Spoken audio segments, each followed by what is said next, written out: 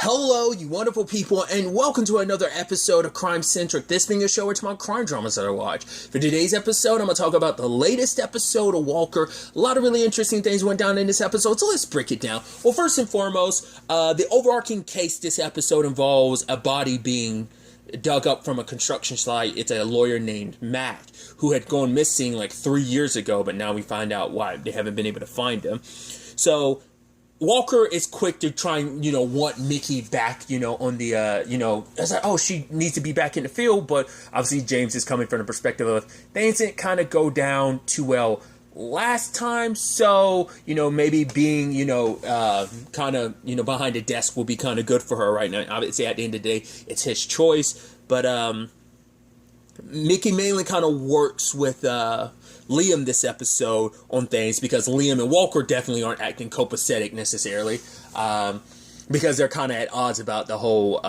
Denise situation, which a lot of interesting things comes up on that front. Like, obviously you had this like heart-to-heart moment, but it's interesting, like Liam and Mickey kind of opened up to each other before they kind of finally like opened up to Walker a little bit. I thought that was kind of interesting. I mean, both had their complaints because it's just like, he feels like Walker's kind of like dismissing him, and even Mickey feels the same way because she was like, right, Walker, when I compare, like he compared his whole situation with Denise, and saying like, I was, compared his undercover situation to mine, and it's like, yeah, like he didn't really think that through. And so, but both of them are coming from, Liam actually asked her how she's actually doing, and she's still trying to process and figure things out on her own, and and Liam even talked about the fact is that there was some part of him that was actually relieved because Denise got the position of DA, because like for him it's like, because Mickey tried to put it in perspective of like, it's got to be pretty hard coming in the aftermath of the stand thing, like, if past all that, like, what would you have done if you were the DA? He's like, honestly, I don't know. I was actually kind of relieved because for him, he was worried, like, if he had become the DA, it's like, I don't know if I would have been who I promised people are. He's like, I don't even know if I am right now, but they're both in the process of trying to figure themselves out past, like, the current circumstances of figuring out, like, who am I, like, where their hearts lie and everything, So, but they are working this case, and at the center of this case, it immediately comes up pretty early on that the uncle, Mac's brother Remy, seems to be like a suspect, because he said the last time he saw Mac, like there was a flat tire situation, he sent Mac to go like get some help, and that was the last time he saw his brother. But then they talked to the like someone that they were in the process of dealing with that Mac wanted nothing to do with, but Remy did. It turns out Remy lied about like he left out the towing part. It's like, right, why would you leave out something like that about your car getting towed? Because he actually did a lot of dealings behind Mac's back with this Carter dude.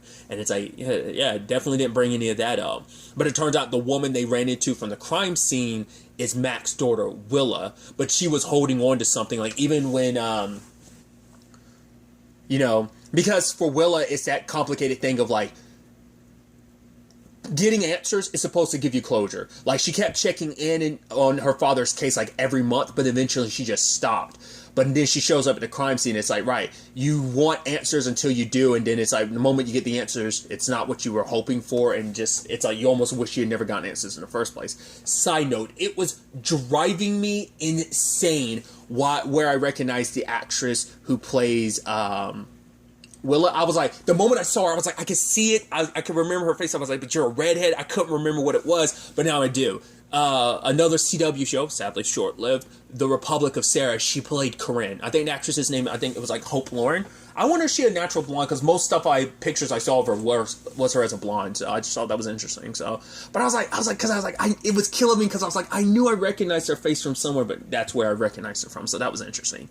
But aside from all of that, she, like, Mickey and Liam could tell she was holding something back when it came to her dad's death.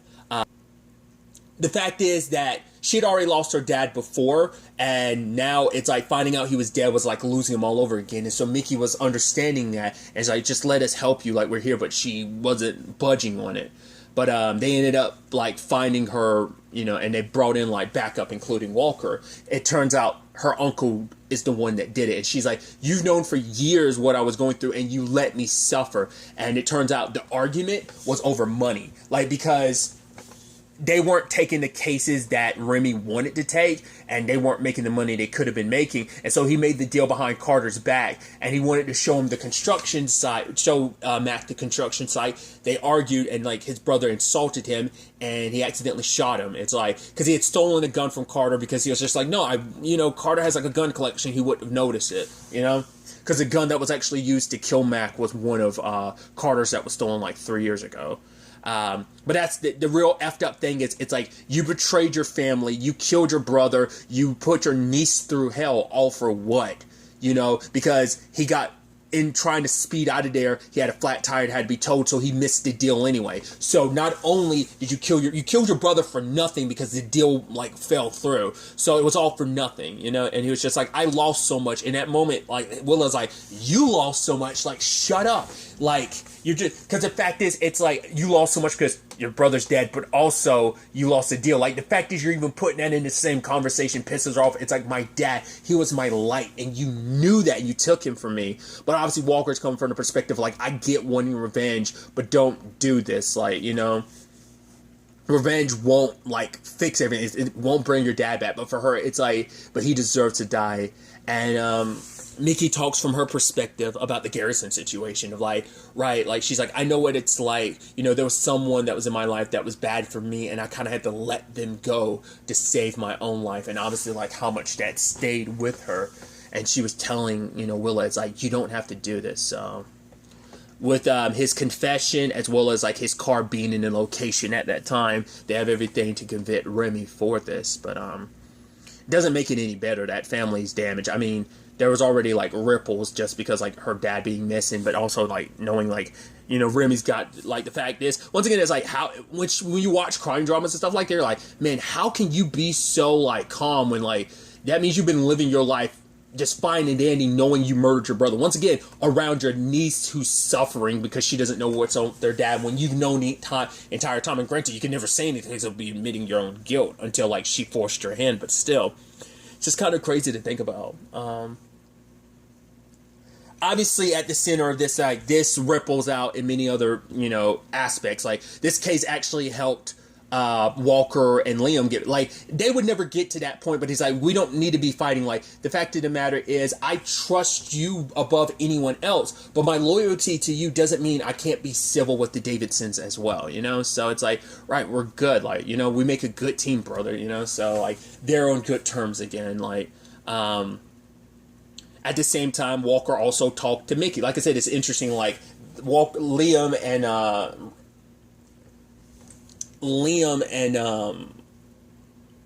Mickey, like, had that connected. Now, like, they both were able to kind of clear the air with Walker. And Walker apologizes because he thought, like, he just wanted Mickey back by his side. So it's like, oh, so we could be partners again, fighting side by side. That he was like, I didn't take time to think about what Del Rio meant for you. He's like, your circumstances of coming back from Del Rio is very different from me with my, like, the whole rodeo, like, King's, like, case. Like, it's a very different circumstances of coming out of, he's like, and I never took the time to really, check on how you were feeling. She's like, thank you, I really needed that. And he's like, how are you feeling? And for her, she's at the first point now that she's able to kind of actualize what it means, like, what this all means for her, like, everything going forward, everything with Garrison. So obviously, I love that Walker's like, oh, nightcap? And she's like, no. But, because it's like, yeah, I got to go check on, you're not the only one I got to kind of clear the air with and kind of tell how I'm feeling. So I thought that was pretty dope. Especially because Walker's position is,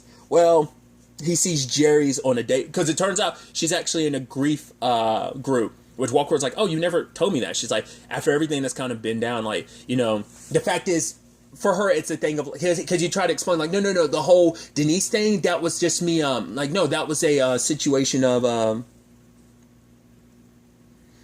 not that, it was all undercover. She's like, yeah, but, like, how can you honestly say all of it was fake? And she's like, no, because there's history there. And she's like, I understand that, because that's the complicated thing of, like, there is so much history that it complicates things, because it's like, right, you're married, like, because he's like, Denise is married, and she's like, yeah, sometimes you still are too, because he keeps on Emily's ring.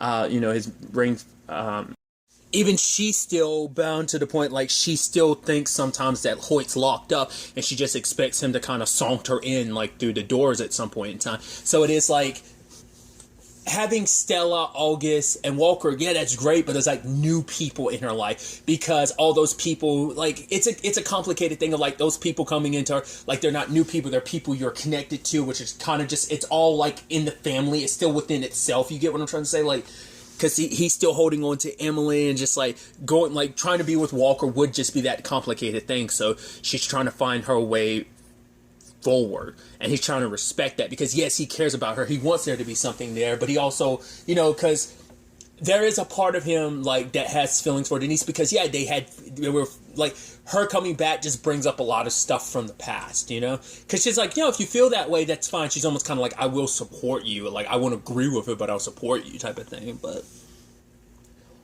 because even it's kind of interesting, this relationship stuff, because even James is kind of on a date with his lady friend. It's like, oh, it's not really like dating, but we're, so she hangs out with Walker and them, and Walker notices she has like a 65 Mustang keychain, and he starts talking about Emily, about how, like, oh yeah, like, I have a 67, I actually still have it. My wife, I taught my daughter how to drive stick. Actually, my wife, she taught me. And then all of a sudden, Julian was like, I gotta go, and she left. Which James was like, whoa, why are you meddling? Why are you looking to... He's like, oh, you're just mad because I noticed something that you didn't. Like, obviously, there's something more going on here that you're just not realizing, which James immediately goes, well, you're just deflecting from your complicated Jerry thing. Which, when it was all said and done, her talk with Walker made her decide to go back to her ex. I guess be more appreciative, because it's like, oh, all the history have, like, she just wasn't quite ready to move on yet. So, Walker kind of screwed the pooch on that, but also it's like, I guess maybe it's better her to figure that out now before things got too serious. But yeah. But even Walker was telling James, like, yeah, you were right as well. And so later on, Walker wants to talk to Jerry, but Jerry's like, there's always kind of a time for everything. Like, whatever you gotta say, like, it can wait. Because both of them gotta probably, like, venture out more, like, figure themselves out, find, something new, and then maybe, if it's meant to be, they'll circle back to each other. So, hooking James up with a breakup drink, and the lady from across the bar giving Walker the, like, nod, like, hey, like, I bought you a drink, like, hey, like, I mean, they already made it clear, like, Walker's like, oh, like, he's a ladies magnet, so it's definitely going to be interesting. I'm surprised they'll never circle back to that teacher, but, maybe he just wasn't, so that wasn't her. I don't think it was, but, like, we've seen that pop up from time to time about, like, oh yeah, there being something there. So I think it's going to be a while before Walker's fully able to let go of Emily by taking off the ring, but we'll have to wait and see. But because, like, once again, I'm kind of cheering for him and Jerry. I want that to happen, but it's like it has to be right for both of them. They have just like Mickey's figuring things out on her own, like everyone with these relationships and stuff like that are trying to figure things out. Because you even have Bonham and Ambeline going on a fishing trip, and they leave it up to the kids, which even, like, August is like, Stella, why are you signing us up for this? Because she's like, hey, because we could get other people to come over to help us. And August is like, that's actually good thinking. So we've taken small steps towards the map stuff. They brought it back up this episode, but they didn't really go too far into it, but still. So Abby and Bond were just going to spend some time together on the water. I know, once again, he's a smooth talker. It's not the quality of the fishing. It's the quantity of time we spend together, type of thing. You're like, you're a smooth guy. You're a smooth guy. Or rather, it was like, yeah, I'm probably butchering that. I've actually probably got that backwards. But whatever the case may be, I was like, oh, you smooth talker, you. But I thought what was really interesting is they ended up getting a third wheel along, that being Trey. I even love Bond being like, a grown man showing up with a casserole. That's not a good sign. And Abby's like, shh, quiet. And it's like, yeah, he ends up tagging along because, he talks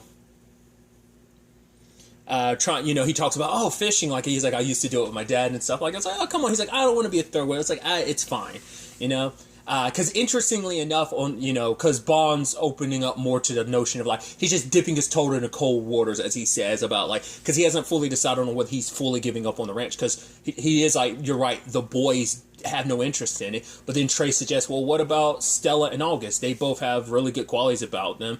August is very loyal, and Stella is someone that's very stubborn. You know, I love, like, Abby's like, oh yeah, August gets that from me. And it's like, oh, Stella's stubborn. She most likely gets that from me. But she's always, like, going to be steadfast in what she wants to do. So that maybe you should ask if they want to ever take over the ranch. At first I was wondering if they were going to set it up asking Trey if he was going to, but it's like, I don't know if he has any interest in stuff like that. But he could be like an intermediate until like they're ready to take it over type of. I thought that's maybe potentially what they're going to set up. But Trey opens up to Bond because, you know, he has a lot on his mind. I mean, it turns out the trip was really good. They got a lot of fishing done and stuff, but he opens up to Bond about, like, right, you and Abby are steady, and just me and Mickey were shaky. He's like, just give her time. You know, like, she got to sort out her feelings about the Garrison thing. He's like, Garrison? I was like, oh, Bond, you slipped. He's like, I might be confusing my stories, but, you know, the advice still stands. You're like, yeah, he's gonna be asking questions. Because he pieces it together, because at the end, he puts the who is Garrison note on top of the painting, because like, oh, this painting has come up, there's some Garrison that's in the picture, you know, it's complicated, because even if she confesses and brings it up, it's just also like, right, she didn't get to tell him in her own time. Even if she does bring up all the other extenuating details, like, it's like the Garrison thing, he had to hear it from someone else to some extent. But also, it's like sorting out your feelings and what this kind of all means to you. Like, because your feelings are your feelings, but, you know, Trey's going to be like, why didn't you talk? Like, why'd you feel the need to, like, not say anything? Plus knowing, like, oh, like, it's going to be awkward and weird and complicated. Because you can tell it's going to be complicated. Because she's not ready to fully talk about it. She wouldn't be able to talk about things in her own time, but things have kind of gotten rushed. And now it could jeopardize her home. I mean, the sad thing is, even Garrett was like, I said Garrett. Garrettson is like, just kind of like be happy, go live your life, you know.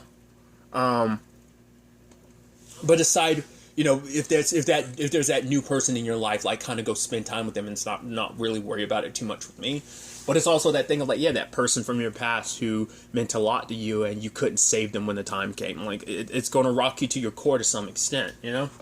Like it has Mickey. It's just like her feelings in her head's just kind of jumbled with it all, and she just needs time to fully process everything. So, but all the while this was happening, because I love like the moment Trey and them come back and see the kids partying, which we'll get to that in a bit. Like Trey's immediately like, so I'll thanks for inviting me, guys. I'll let you handle this, and he kind of just walks away. But yeah, the kids, it wasn't just a few people, it was a whole bunch of people, because it turned into a full-blown party.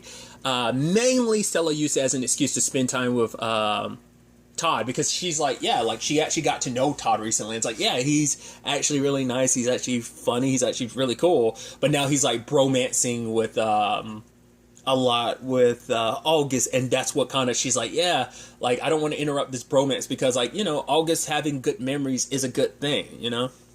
But then they go off to like the burned down Davidson farm. It's kind of like there's like almost like a curse, like, oh, you go there, it's bad luck type of thing. So August and some others follow them there, and I love it. It's like, oh, like you and Augie are kind of hitting it off. It's like, yeah, he's funny, but in a smart way, so we don't step on each other's toes type of thing. But like he's like, oh yeah, like I've noticed you since day one, Stella. Like since you first like went looking for your locker, and she's like, you noticed me? He's like, yeah, the legend of Stella Walker. How could I not? And you're like, oh, this is sweet. But at the same time, you had August climbing up. You're like, oh, this is going to end badly. But I figured he was going to stumble across something. Not necessarily the way he did, but fell through, kind of messed up his arm. But he notices a lantern there with the Walker emblem on it. He's asking, like, what's this all about? So he hasn't brought that up to anyone else's attention, but because the only person who knows that Walker's like Cordell's remembering certain aspects about this is Abby. I don't think he's even talked to Bond about it. He hasn't even talked to Liam about it. So August and Stella are still just as much the dark about it. But it's like, right, like either someone's trying to pin this on the Walkers, or because Cordell believes it was him leaving that lantern there or something, like, because there was a fire and he came back. So it's a whole thing. Like, there's still plenty of gaps in that, because the entire time the Davidsons are away, once again, Denise's husband Daniel bring up the fact is that that he found. It's like, no, they're in a better spot with their relationship and stuff like that. She's kind of like lukewarm on the Walkers now because she's taking a step back from trying to keep things civil with Walker because he doubted her and everything. So, which they were kind of in the right to, because your husband was a part of this, because it wasn't just helping them, it was also killing a guy that could be, because everything could lead back to him, because especially, it's like, might as well kill the one loose end that knows that you also have access to the tapes and the surveillance footage and something, so, like,